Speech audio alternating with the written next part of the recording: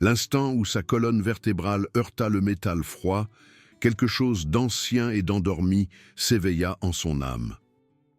Des années de discipline, d'innombrables heures sur les tapis d'entraînement, les bleus et la sueur d'être devenu quelqu'un qui ne pourrait plus jamais être brisé, tout cela se cristallisa en un seul instant.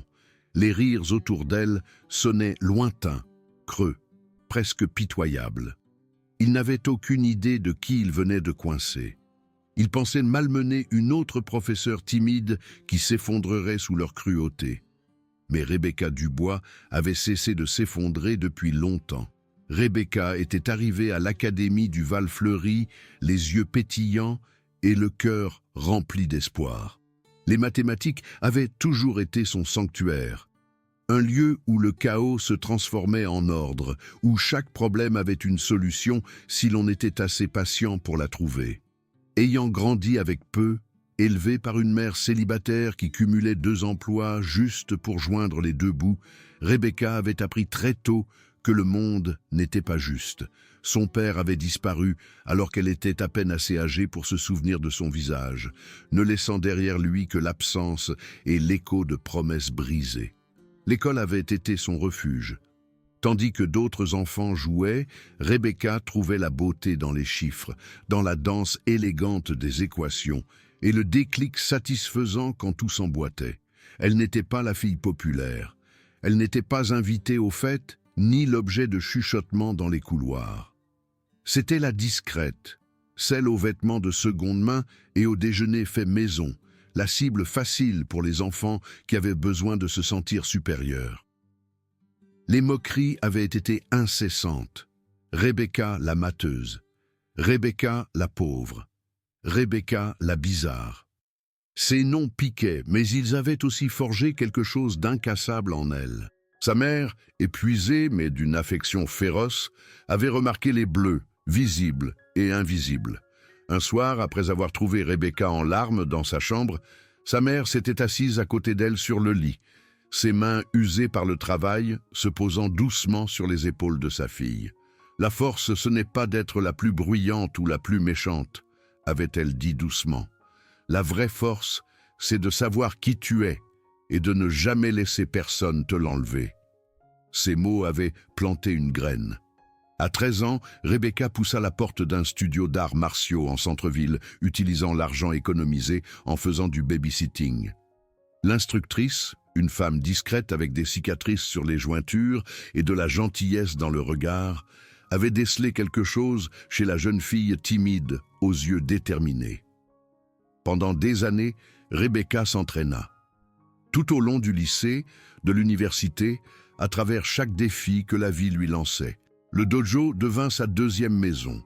Tomber, se relever, apprendre à rediriger la force, à utiliser la puissance de l'adversaire contre lui, à se mouvoir avec intention et précision. Au moment où elle obtint sa ceinture noire, Rebecca n'était plus la même fille effrayée. Mais elle gardait cette part d'elle-même secrète. Ce n'était pas quelque chose qu'elle affichait. Quand elle se tint enfin devant sa propre classe, pour la première fois à l'Académie du Val-Fleuri, elle voulait être reconnue pour son enseignement, pour sa capacité à rendre les concepts abstraits vivants, pour la manière dont elle pouvait aider les élèves en difficulté à enfin comprendre. Elle portait des robes modestes, parlait doucement, souriait chaleureusement. Elle croyait au pouvoir de l'éducation, à la bonté fondamentale qui pouvait être cultivée chez les jeunes si quelqu'un se souciait suffisamment d'essayer. L'Académie du Val-Fleuri était prestigieuse, du moins en apparence. Nichée dans un quartier aisé, elle affichait des installations ultramodernes, des trophées de championnat alignés dans des vitrines et des parents qui faisaient des dons généreux pour que les dossiers scolaires de leurs enfants restent immaculés. Mais, sous cet extérieur poli, Rebecca sentit rapidement quelque chose de pourri. La hiérarchie sociale était rigide et cruelle. Les élèves athlétiques, en particulier l'équipe de rugby, opéraient comme une royauté intouchable. Ils parcouraient les couloirs avec une arrogance incontestée, leurs maillots de l'équipe portés comme des armures, leurs voix toujours les plus fortes. Elle remarqua immédiatement les autres élèves, ceux qui se faisaient petits, qui déjeunaient dans les toilettes, qui tressaillaient quand les jeunes populaires s'approchaient.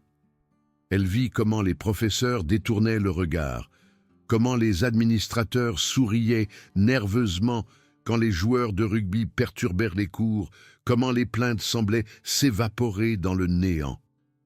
L'équipe apportait la gloire, apportait des fonds, apportait le prestige. Tout le reste, y compris la décence élémentaire, passait au second plan. Les premières semaines de Rebecca furent une étude de contraste. Certains élèves s'engageaient réellement dans ces leçons. Elle donnait vie aux mathématiques à travers des applications concrètes, leur montrant comment l'algèbre prédisait les phénomènes météorologiques, comment la géométrie construisait les gratte-ciels, comment les statistiques pouvaient révéler des vérités cachées dans les données. Ces élèves se penchaient en avant sur leur siège, posaient des questions, restaient après les cours pour discuter des concepts. Leur enthousiasme lui rappelait pourquoi elle avait choisi cette voie. Mais il y avait les autres. Damien, Brice et Kevin étaient assis au dernier rang, un triumvirat de cruauté arrogante. Damien était le meneur, grand et musclé, avec l'assurance facile de quelqu'un qui n'avait jamais affronté de vraies conséquences. Brice suivait son exemple avec une malice empressée, tandis que Kevin fournissait les muscles et les regards menaçants. Il chuchotait pendant les cours magistraux, jetait des boulettes de papier quand elle avait le dos tourné, faisait des blagues grossières, juste assez fort pour que la classe entende, mais assez doucement pour les nier si on les confrontait. Rebecca tente d'abord l'approche douce. Elle prit Damien à part après les cours, lui parlant respectueusement de son potentiel, de la façon dont son comportement perturbateur affectait les autres.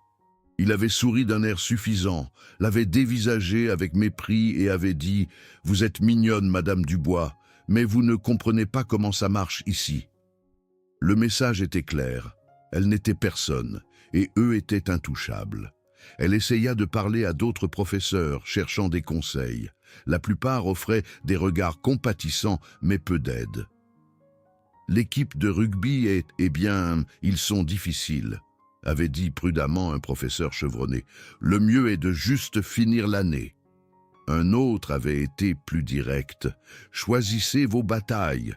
Vous ne pouvez pas gagner contre eux. Mais Rebecca n'était pas intéressée par la victoire ou la défaite. Elle voulait juste enseigner, faire son travail, aider tous ses élèves, même ceux qui ne voulaient pas d'aide. Elle continuait à venir chaque jour avec ses plans de cours et sa patience, espérant que la constance et une attention sincère finiraient par percer. La confrontation eut lieu un mardi après-midi. Rebecca quittait sa salle de classe, les bras chargés de copies à corriger, son esprit planifiant déjà la leçon du lendemain sur les équations du second degré. Le couloir était bondé d'élèves qui changeaient de cours, le niveau sonore augmentant avec l'énergie adolescente et les drames sociaux. Elle se concentrait pour ne pas laisser tomber ses affaires quand la voix de Damien transperça le bruit ambiant. « Tiens, si ce n'est pas Madame Mathématique. » Rebecca leva les yeux pour les trouver tous les trois bloquant son chemin. Damien se tenait au centre, Brice et Kevin le flanquaient comme des gardes du corps. La foule autour d'eux semblait sentir que quelque chose se préparait, les élèves ralentissant leurs pas, les conversations tombant à des chuchotements. « Excusez-moi, » dit Rebecca d'une voix égale, tentant de les contourner. Damien bougea avec elle, restant sur son chemin. « Qu'est-ce qui presse ? Vous ne voulez pas parler à vos élèves ?» Son ton dégoulinait de moquerie. « Vous nous répétez toujours qu'on devrait s'investir dans la matière. Eh bien, nous y sommes, investis. » Brice ricana. « Ouais, on est super investis, Madame Dubois. » Rebecca garda une expression neutre, sa voix calme.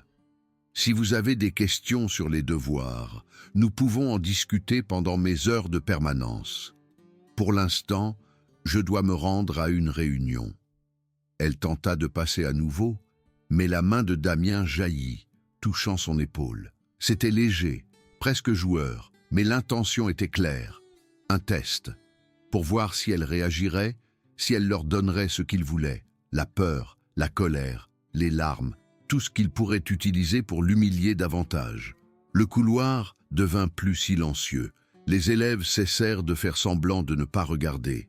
Rebecca marqua une pause, ses papiers toujours serrés contre sa poitrine, et regarda directement Damien.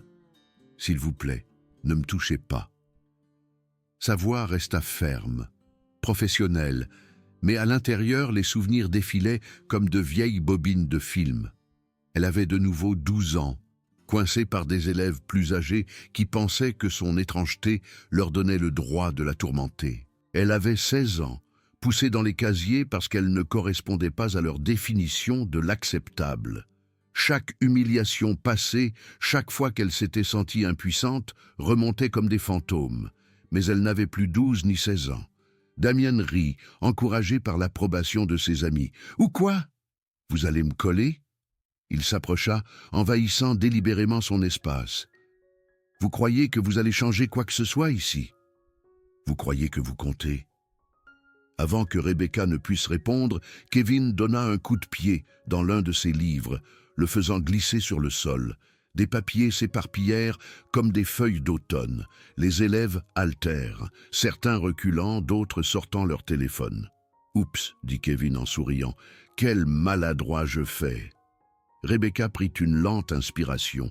Elle sentait son rythme cardiaque s'accélérer, mais pas de peur. C'était la réponse physiologique de quelqu'un qui se prépare à l'action, de la mémoire musculaire qui s'éveille. Elle se pencha pour ramasser ses affaires, se déplaçant délibérément, leur donnant une chance de s'éloigner, d'arrêter, avant que les choses n'aillent de plus loin. Mais Damien interpréta apparemment son calme comme de la faiblesse. Alors qu'elle se redressait, il la poussa violemment, les deux mains contre ses épaules. La force la projeta en arrière, sa colonne vertébrale heurtant les casiers avec un claquement métallique qui résonna dans tout le couloir. La douleur irradia dans son dos. Des papiers s'envolèrent de ses mains. Pendant un battement de cœur, le monde sembla s'arrêter. Tous les yeux étaient fixés sur elle. Chaque élève attendait de voir si elle allait pleurer, si elle allait courir au bureau du proviseur, si elle allait prouver qu'elle n'était qu'une autre adulte incapable de se protéger, et encore moins eux. Rebecca sentit quelque chose bouger en elle, comme des plaques tectoniques qui se réalignent. Chaque heure passée à s'entraîner, chaque fois qu'elle avait été projetée et avait appris à tomber correctement, chaque technique ancrée dans sa mémoire musculaire jusqu'à devenir un instinct, tout cela se cristallisa en une clarté parfaite. Elle regarda Damien, le regarda vraiment et le vit clairement pour la première fois. Non pas comme une menace, mais comme un garçon à qui on n'avait jamais dit non, qui avait confondu cruauté et force, qui pensait que le pouvoir venait du fait de rabaisser les autres. Il était pathétique en réalité, et elle en avait fini d'être la victime de qui que ce soit. Rebecca se redressa lentement, méthodiquement, comme un ressort qui se tend. Sa voix, quand elle parla, était d'un calme absolu, presque douce.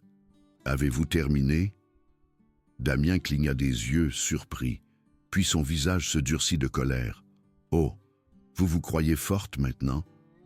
Il s'avança de nouveau vers elle, la main levée pour une autre poussée. Mais cette fois, Rebecca était prête. Sa main s'avança, et la sienne bougea plus vite que ses yeux ne purent le suivre. Elle saisit son poignet avec précision, son pouce trouvant le point de pression que son instructrice lui avait montré des années auparavant.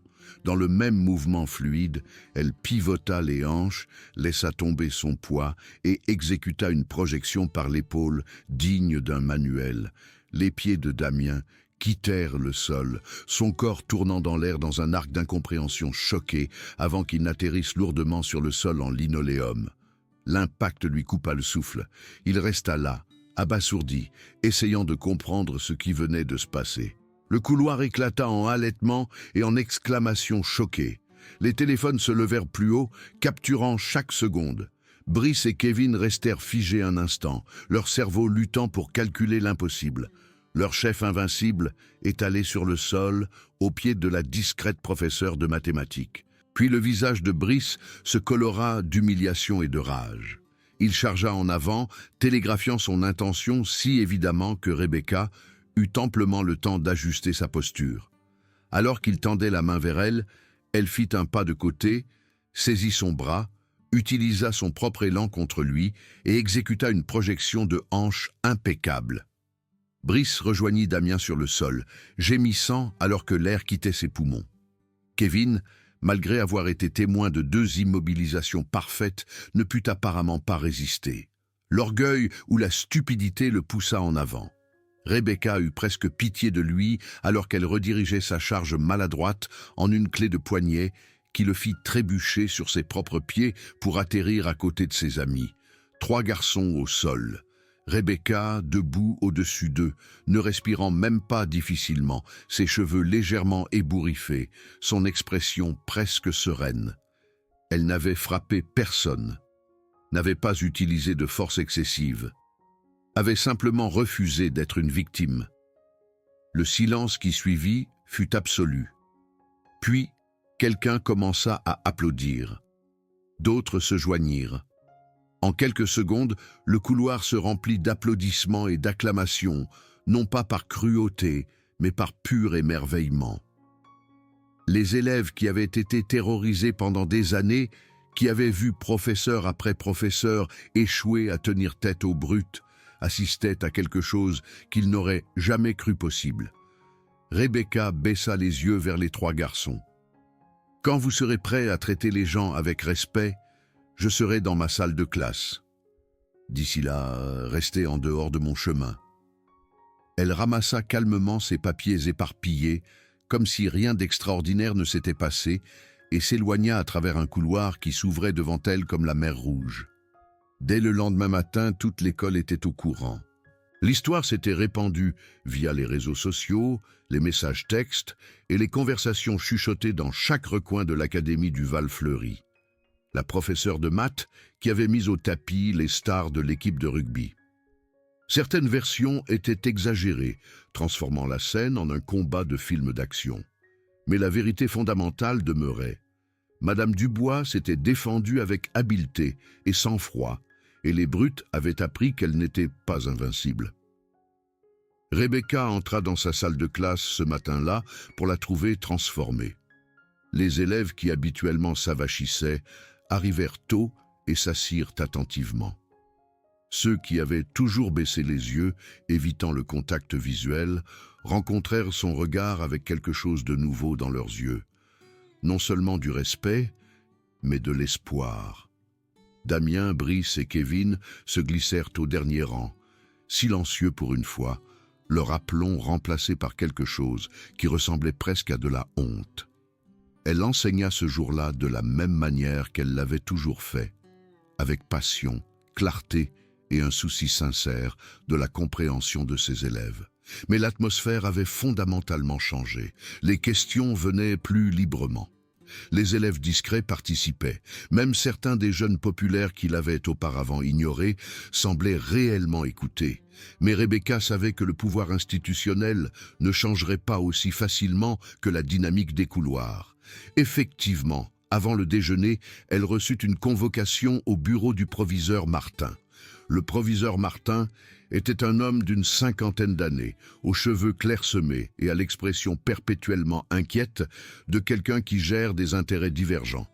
Il fit signe à Rebecca de s'asseoir en face de son imposant bureau, entouré de photos d'équipes championnes et de plaques de donateurs. « Madame Dubois, commença-t-il, son ton soigneusement neutre, j'ai reçu plusieurs rapports concernant un incident hier. Des rapports selon lesquels vous vous seriez physiquement engagé avec des élèves. » Rebecca soutint son regard fermement. « Je me suis défendu d'une agression, proviseur Martin. 3 élèves m'ont physiquement attaqué dans un couloir bondé. J'ai utilisé la force minimale nécessaire pour me protéger. » Le proviseur se déplaça inconfortablement. « Je comprends que vous ayez pu vous sentir menacé, mais vous devez comprendre ma position. Les familles de ces élèves sont d'importants contributeurs à notre établissement. Le programme de rugby apporte des fonds substantiels. Nous devons gérer cela délicatement. » Rebecca sentit un éclair de colère, mais garda sa voix égale. « Avec tout le respect que je vous dois, monsieur, leur contribution financière ne leur donne pas le droit d'agresser les professeurs. J'ai été attaqué, je me suis défendu. Si la politique de l'école est que j'aurais dû simplement me laisser blesser, j'aimerais le voir par écrit. » Le visage du proviseur Martin rougit. « Ce n'est pas ce que je suggère. Je dis simplement que nous devons considérer tous les aspects. Peut-être que si vous vous étiez simplement éloigné ou aviez appelé à l'aide... » Un coup frappé l'interrompit. Tous deux se tournèrent pour voir Émilie, une jeune fille menue de la classe de Rebecca de 2e période, debout dans l'embrasure de la porte. Ses mains tremblaient légèrement, mais sa voix était claire. « Proviseur Martin, j'étais là. J'ai tout vu. » Émilie entra sans attendre la permission. Damien, Brice et Kevin ont encerclé Madame Dubois. Ils ne la laissaient pas passer. Kevin a donné un coup de pied dans ses livres. Damien l'a poussée contre les casiers. Fort. Elle n'a rien commencé. Elle a juste refusé d'être leur victime. Le proviseur ouvrit la bouche, mais Émilie continua, sa voix devenant plus forte. Et je ne suis pas la seule à l'avoir vue. Il y a des dizaines de témoins, tous ceux d'entre nous qui ont eu trop peur de parler avant parce que nous savions que rien ne se passerait. Mais Madame Dubois nous a montré que nous n'avons pas à accepter d'être traités comme ça. Alors, nous voilà. Comme sur commande, d'autres élèves apparurent dans l'embrasure de la porte. Un par un, ils entrèrent dans le bureau, certains avec leur téléphone montrant des vidéos de l'incident, d'autres simplement en signe de solidarité. Des élèves à qui Rebecca n'avait jamais même parlé, des élèves d'autres classes, des élèves qui en avaient marre de vivre dans la peur. Une fille à lunettes prit la parole. « Il harcèle les gens depuis des années. Nous l'avons signalé avant et rien ne s'est passé. » Un garçon portant un t-shirt de groupe ajouta « Mon frère a eu son bac il y a 2 ans. Les mêmes gars faisaient les mêmes choses à l'époque. Tout le monde sait et tout le monde ferme les yeux parce qu'ils gagnent des matchs de rugby. » Le proviseur Martin parut sincèrement choqué. En toutes ces années d'administrateur, il n'avait jamais vu des élèves s'organiser ainsi, jamais vu leur volonté de dire la vérité au pouvoir. Le statu quo confortable qu'il avait maintenu par une cécité opportune s'effondrait sous ses yeux. Rebecca observa tout cela, émue au-delà des mots. Ses élèves, dont beaucoup qu'elle connaissait à peine, se levaient non seulement pour elle, mais pour eux-mêmes, pour chaque personne qui avait jamais été rabaissée et rendue impuissante. Le proviseur s'éclaircit la gorge. « Je vois. Eh bien, je vais devoir examiner toutes les preuves avant de prendre des décisions. » Émilie s'avança, posant son téléphone sur son bureau avec une vidéo en lecture. « Voici la preuve, monsieur. Claire comme de l'eau de roche. Damien l'a attaquée. Elle s'est défendue. Si vous la punissez pour cela, chaque élève de cette école saura exactement ce que l'Académie du Val-Fleury valorise vraiment. Et ce ne sera pas notre sécurité. » La menace implicite était claire, et elle était brillante.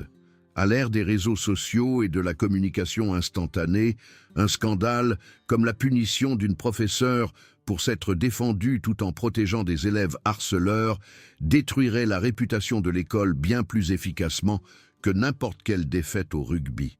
Le proviseur Martin regarda Rebecca, puis les élèves rassemblés, puis son bureau. Après un long moment, il soupira. « Madame Dubois, vous êtes libre de retourner dans votre salle de classe. Je parlerai à Damien, Brice et Kevin de leur comportement, et à leur famille. » Les élèves éclatèrent en sourires de soulagement et en acclamations discrètes. En sortant, beaucoup s'arrêtèrent pour remercier Rebecca, pour lui dire qu'ils la soutenaient, pour exprimer leur gratitude de leur avoir montré que la force pouvait ressembler à autre chose qu'à de la cruauté. Émilie fut la dernière à partir. Elle s'arrêta dans l'embrasure de la porte et regarda Rebecca. « Merci, Madame Dubois. Pas seulement pour hier, pour tout ce que vous nous apprenez, et je ne parle pas que des maths. » En traversant les couloirs plus tard, ce jour-là, Rebecca vécut quelque chose de surréaliste. Le paysage social s'était fondamentalement transformé. Les élèves qui avaient été invisibles marchaient la tête plus haute. Les brutes, non seulement les 3 qu'elle avait affrontés, mais tout leur cercle, se déplaçaient avec moins d'aplomb. Les professeurs qui avaient été témoins des conséquences la regardaient avec un mélange d'admiration et de quelque chose qui ressemblait à de la culpabilité. culpabilité de ne pas s'être levés eux-mêmes, d'avoir accepté l'inacceptable si longtemps. Dans les semaines qui suivirent, des changements se propagèrent à travers l'Académie du Val-Fleury. Le proviseur, peut-être sincèrement ému ou peut-être simplement pragmatique, institua de nouvelles politiques anti-harcèlement avec de réelles conséquences. Damien, Brice et Kevin firent face à de vraies conséquences pour la première fois de leur vie.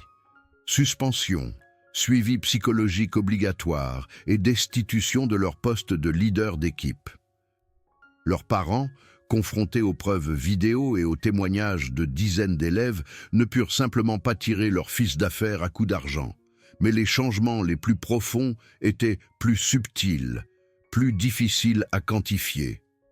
Une culture de la peur avait été remplacée, du moins partiellement, par une culture de la responsabilisation. Les élèves se sentaient autorisés à signaler le harcèlement. Les professeurs se sentaient soutenus dans l'application des règles, quel que soit le statut d'un élève. La révolution silencieuse qui avait commencé avec une femme refusant d'être victimisée se propagea dans l'école comme un feu de brousse dans l'herbe sèche. Rebecca continua d'enseigner les mathématiques avec la même passion et le même soin qu'elle avait toujours eu. Mais maintenant, sa salle de classe était devenue quelque chose de plus qu'un simple endroit pour apprendre l'algèbre et la géométrie. Elle était devenue un symbole, un rappel que la vraie force n'était pas une question de domination ou de cruauté. Il s'agissait de savoir qui on est, de rester ferme dans ses valeurs et de refuser de laisser qui que ce soit nous rabaisser. Sur son bureau, les élèves commencèrent à laisser de petits mots. « Merci de nous avoir montré que nous comptons. Merci de ne pas avoir abandonné. Merci d'être forte d'une manière qui ne blesse pas les gens. » Rebecca les garda tous, les rangeant dans un dossier qu'elle consultait les jours difficiles. Il lui rappelait pourquoi elle était devenue professeure en premier lieu, non pas pour remplir de jeunes esprits de formules et de théorèmes, même si c'était important, mais pour leur montrer par l'exemple qu'ils pouvaient surmonter leurs circonstances, qu'ils pouvaient être à la fois doux et forts, que la gentillesse n'était pas une faiblesse et que se défendre ne nécessitait pas de rabaisser les autres. Sa mère, quand Rebecca l'appela pour lui raconter ce qui s'était passé, avait pleuré de fierté. « Tu t'en es souvenu, dit-elle à travers ses larmes. La vraie force, c'est de savoir qui tu es. Et ma chérie, tu as toujours su exactement qui tu étais. Des années d'entraînement, des années de discipline, des années à choisir d'être meilleure plutôt qu'amère. Tout cela avait préparé Rebecca à ce moment unique où elle refusa d'être une victime. Mais les conséquences lui apprirent quelque chose d'aussi important. Le courage était contagieux. En se défendant, elle avait donné la permission à toute une école d'élèves de se défendre. Des mois plus tard, Rebecca enseignait toujours à l'Académie du Val-Fleury. Damien s'excusa finalement, sincèrement et sans y être poussé, admettant qu'il n'avait jamais considéré comment ses actions affectaient les autres. Brice fut transféré dans une autre école. Kevin termina son suivi psychologique et devint, étonnamment, l'un des élèves les plus respectueux de la classe. La culture de l'école ne s'était pas transformée du jour au lendemain en une utopie, mais elle avait suffisamment changé pour que les élèves n'acceptent plus la cruauté comme prix de leur présence. Et Rebecca Dubois, la discrète professeure de mathématiques avec une ceinture noire et un cœur plein d'espoir, continua de venir chaque jour, enseignant les équations et les leçons de vie à parts égales, preuve que parfois, les révolutions les plus puissantes commencent avec une seule personne qui refuse d'être brisée.